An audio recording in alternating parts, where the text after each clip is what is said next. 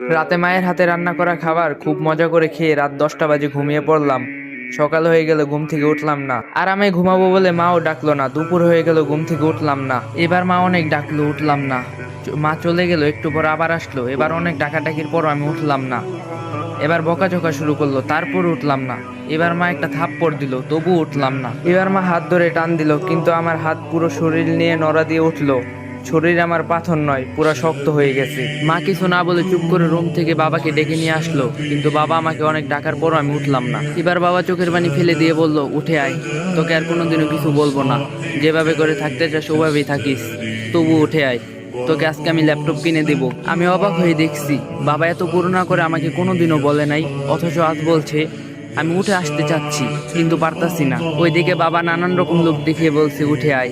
একটু পর আমার বাড়িতে অনেক মানুষ চলে আসলো। ওইদিকে মা অনেক কান্না করতেছে, মাকে কেউ সান্ত্বনা দিচ্ছে, কেউ